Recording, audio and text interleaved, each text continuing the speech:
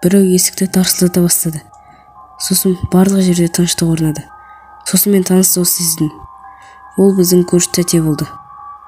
Ол есік аш деді және тұз алуға келген екен. Мен көзіммен енді ғана қарап атқанда, ол жерде шынымен көрші тәте тұр екен. Мен ол кісінің күлгенін және мейірімділігін километрден танитын едім. Мен дірілдеген қолмен есікті ашып, бұл жерде жасыл киім киіп алған әйелді көрмедім дедім.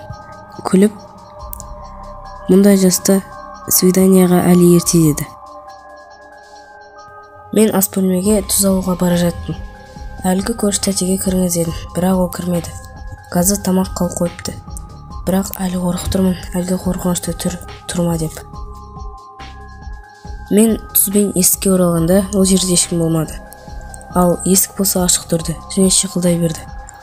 Мен есік жауып ойладым. Егер көрші тәте қайдан келсе ше, тұз керек болса ше, мүмкін газ қайнап үйге кетіп қалған шығар. Қорқыныш ақырын жоғала берді. Мен ас бөлмеге бара жаттым, тұзды орнына қоюға. Кухняға келіп мен қара денені көрдім. Басында мен жай көрінгелі болар деп ойладым. Бірақ жоқ. Терезе алдында біреу тұрды. Ал бөлмедегі жарық жыпылықтай берді. Қорқыныштан мен қозғала алмай қалдым. Ал киім бойынша көрші тәте деп ойладым. Ол үнсіз тұрып, терезеге қарап отырды. Бөтен терезеге қарауды жақсы көресің бе? Менің қорқаным сонша, денемді қорқыныш жаулап алды. Мен подъезге шығуға немесе басқа бөлмеге қашуым керек болды. Мен қорқынышымды жеңіп, басқа бөлмеге қарай қаштым. Мен бөлмеге қамалып үлгердім. Ал ол болса бөлмеге кіруге тырысты. Мен бұның бәрі түс болсын деп жалындым, себебі бұның бәрін тоқтату үшін.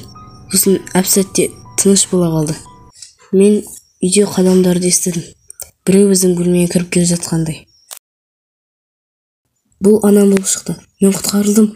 Мен көз жасымен оған қарай жүгіріп құшақтап алдым. Анам мені құшақтап не болғанын сұрады. Ал мен болсам жылай бердім. Оған дым айта алмадым. Сәлем, видеоның соңына дейін көргеніңе рахмет. Және тіркеле аласың ба?